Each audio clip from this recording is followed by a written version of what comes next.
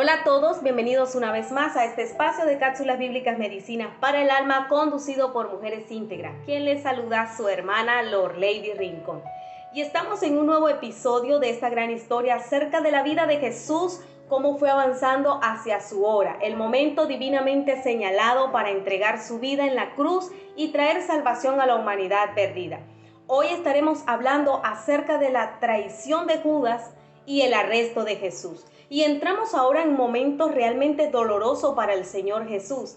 Atrás quedaba ya lo del aposento alto donde Jesús y sus discípulos habían celebrado la última cena. También había terminado su oración intercesora a favor de los discípulos. Ahora el Señor se dirige hacia el Getsemaní y la cruz. Primero será arrestado, luego juzgado y por último muerto en la cruz. Pero veremos a lo largo de estas escenas todo lo que nos quiere hablar acerca, y no solamente de los sufrimientos que pasó el Señor Jesús, ni vamos a destacar esos sufrimientos, sino la elevada dignidad y la gloria divina del Dios hombre, junto con el control soberano que tenía sobre todos los eventos que estaban por suceder. Por fin sonó la hora tan temida como deseada por el Señor Jesús, cuando había de empezar a beber de la copa que acababa de recibir de las manos de su Padre. Solo entonces pudieron los hombres arrestarle y llevarle ante sus tribunales y finalmente la cruz.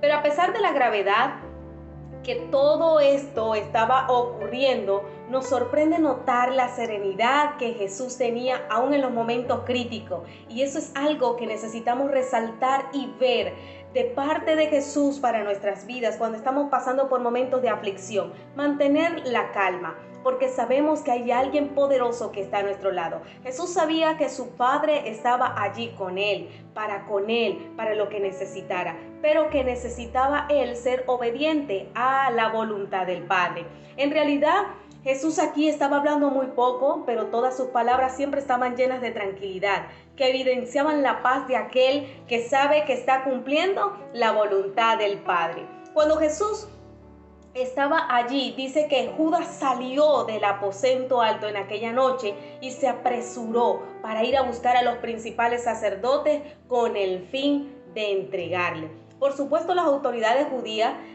habían estado muy ocupadas haciendo distintos preparativos mientras esperaban impacientemente el aviso de Judas. Así que cuando llegó el momento, no tardaron en reunir a un buen grupo de gente armada con espadas y palos para ir a arrestar a Jesús. En el libro de San Juan, capítulo 18, nos relata la historia de la traición y el arresto en Getsemaní.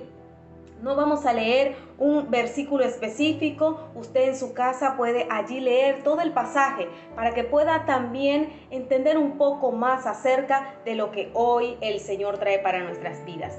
Dice que cuando Judas, uno de los 12 discípulos, fue el que corrió a guiar a la comitiva hasta el lugar donde Jesús estaba reunido con sus discípulos, y en un acto de traición sin igual, ahora Judas, el desertor, usaba toda la información que él tenía, toda la información que había adquirido a lo largo de los meses y años de amistad con Jesús, para entregar en manos de hombres malvados al mismo Hijo de Dios. La razón por la que quizás Judas cometió este vergonzoso crimen no la podemos saber con exactitud. Evidentemente había dinero de por medio, pero tal vez influyó también ciertos sentimientos que Judas Iscariote tenía de frustración al no ver realizadas sus expectativas en cuanto al reino y su posición dentro de él. Sabemos que era un hombre que engañaba, que mentía, que robaba.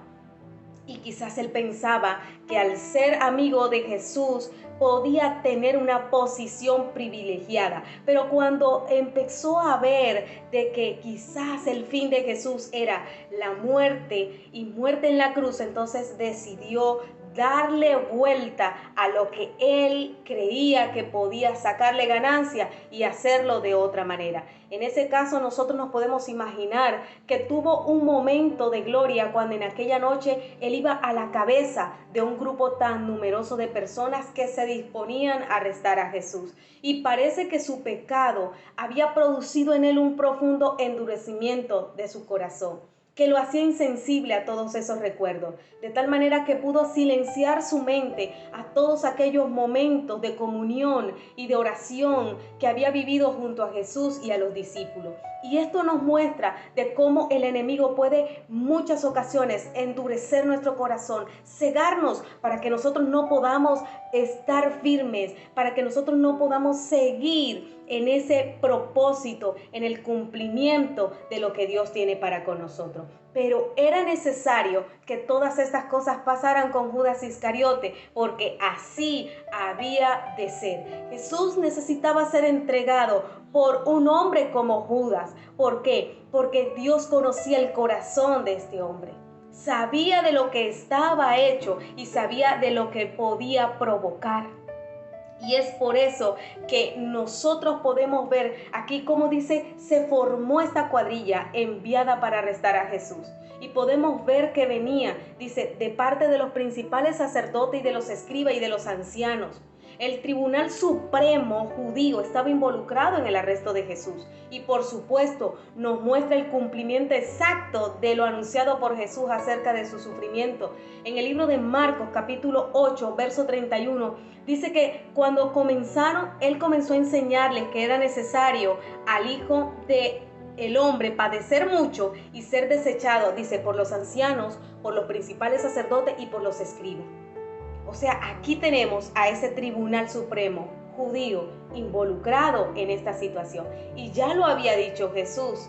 Notemos también que en este numeroso grupo iba armado con espadas y palos, como si fueran a capturar a un peligroso criminal, del cual quizás esperaban una fuerte resistencia.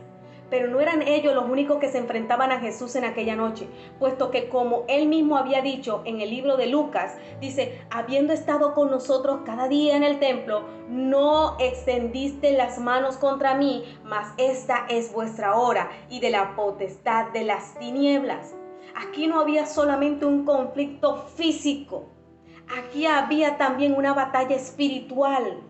No debemos olvidar que detrás de aquel pequeño ejército que estaba allí, blindado por los principados, por las potestades de maldad de aquella hora, se estaban enfrentando a nuestro Señor Jesús en una batalla espiritual. Por eso cuando nosotros, el Señor nos habla y nos dice, es que tu lucha no es contra carne y sangre. Tu lucha es contra huestes espirituales de maldad en las regiones celestes. Cuando nosotros tenemos un conflicto en nuestra vida, llámese en cualquier área de nuestras vidas, allí se está llevando a cabo una batalla espiritual y por eso necesitamos mantenernos firmes. Pero ¿por qué ellos se fueron en contra de Jesús con espadas y palos? Como decíamos, ellos pensaban que el Señor y sus discípulos ofrecerían una fuerte resistencia y que necesitarían estar bien armados si querían arrestarle. Pero con esa actitud ellos estaban demostrando una vez más que no habían entendido quién era Jesús ni la naturaleza de su obra.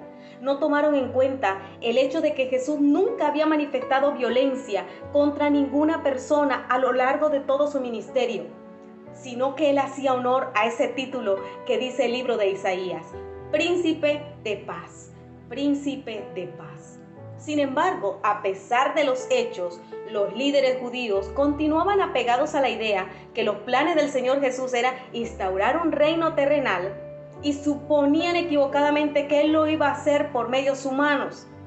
Por esta razón, fueron a su encuentro armados con espadas y palos. Su odio hacia Jesús les impedía entender que el reino del cual Jesús estaba hablando era espiritual, en el interior del corazón humano y que llegaba a formar parte de él por medio del arrepentimiento y de la fe. En el libro de Marcos habla acerca de la bajeza, de esa forma elegida por Judas para traicionar a Jesús. Dice, al que yo besare, ese es. Así la traición de Judas se consumó con un beso. El más hermoso de los signos de afecto humano era usado en este caso con la más cínica expresión de hipocresía y de falsedad. Pero así era Judas, siempre fingiendo, viviendo una doble vida, aparentando amor y respeto, cuando en realidad no sentía nada de esto por nuestro Señor Jesucristo. Qué diferente de aquella mujer que habla el libro de Lucas cuando dice que derramó sobre Jesús un costoso perfume y no dejaba de besar sus pies. Hay momentos en los que intentamos comprender cómo el Señor no solo toleró la presencia del traidor en su círculo de amigos y discípulos, sino que habiéndole escogido para formar parte de los 12, le trató siempre con respeto y con atención. Tal fue el cariño de Jesús hacia Judas que los demás discípulos no percibieron quién era el que le iba a entregar. La actitud de Jesús cuando fue arrestado, negándose a defenderse, nos recuerda la profecía que hay en el libro de Isaías. Angustiado él y afligido, no abrió su boca, como cordero fue llevado al matadero, y como oveja delante de sus trasquiladores, enmudeció y no abrió su boca. Podríamos decir que todos los acontecimientos son las bases sobre las que se edifican todas las maravillosas promesas hechas durante el ministerio terrenal de Cristo. La promesa de una vida eterna, el envío del Espíritu Santo, el regreso de Jesús por lo suyo, la preparación de un lugar para nosotros en el cielo, la salvación. Todas ellas no serían solo bonitas palabras si Cristo no hubiese muerto y resucitado. Aquí vemos el propósito de que todas las cosas se dieran de esa manera. Algo especial que pasó ese día nos permite hoy en día conocer y ser parte del reino de Dios. Y muchas cosas acontecieron durante este arresto, durante la traición de Judas, pero hemos sacado algunas muy notables que nos hacen comprender el por qué sucedieron en ese día y por qué hoy nosotros podemos disfrutar incluso de ellas. Y es que las instrucciones del sumo sacerdote eran las de arrestar a Jesús y también a sus discípulos. De allí la orden de Jesús para que los dejaran ir. Jesús le dijo: a mí es quien me estás buscando, no a ellos. Y con el paso del tiempo nosotros vemos que la labor que posteriormente realizaron por todo el mundo, aquel pequeño grupo de discípulos asustados, seguramente hoy, si estarían aquí los principales sacerdotes, lamentarían haberlos dejado ir aquella noche. Pero lo cierto es que no tuvieron otra opción, porque estaban siendo guardados por la poderosa mano del Hijo de Dios, y como Él mismo había afirmado: nadie los arrebatará de mi mano. Esto sirve como ejemplo de la intervención continua del Señor a favor de los suyos, y nos muestra aún cuán plenamente y poderosamente Dios está allí para preservar a los suyos en medio de los mayores peligros. Juan 18:9, y ya para terminar, dice: para que se cumpliese aquello que había dicho: de lo que me dijiste, no perdí ninguno. Ellos debían ser protegidos. Esos discípulos necesitaban ser protegidos por el Señor a fin de que pudieran llegar a ver de manera completa cuál sería el fin de la obra de la cual Jesús estaba llevando a cabo, y que ellos todavía no habían entendido, pero que sabían que era cumpliendo un propósito también. Si hubieran sido arrestados y muertos con Jesús, su fe difícilmente habría sobrevivido en ese momento a una gran prueba, a una prueba de esa magnitud. Esto nos recuerda que el Señor está siempre en el control de aquello por lo que nosotros pasamos, como bien explicó el apóstol Pablo en 1 Corintios capítulo 10, verso 13. No os ha sobrevenido ninguna tentación que no sea humana, pero fiel es Dios, que no nos dejará ser tentados más de lo que podéis resistir, sino que dará también juntamente con la tentación la salida para que podáis soportarla. Dios sostendrá los vientos y las tormentas en sus manos y no permitirá que los hijos sean zarandeados y golpeados hasta ser completamente destruidos. Completamente destruidos, porque sí seremos golpeados, sí viviremos en aflicciones, pero no seremos destruidos.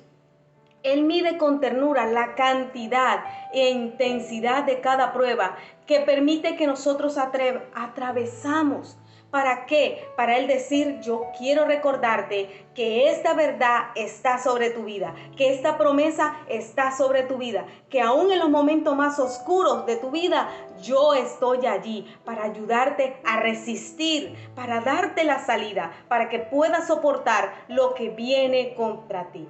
Así que, mi querido amigo, oyente, mujer íntegra, sigue creciendo en el Señor, sigue manteniéndote firme y así como Jesús, guarda la calma, ten paciencia, porque esto que te está aconteciendo ahora, ese sufrimiento ya tiene una fecha de vencimiento. Y Dios está contigo, así que puedes ir tranquilamente y confiada a cumplir y a llevar a cabo el propósito por el cual el Señor te ha dispuesto en esta tierra, para que lo cumplas y puedas llegar completamente y enteramente preparada para estar y vivir en el reino de los cielos. Dios te bendiga, Dios te guarde.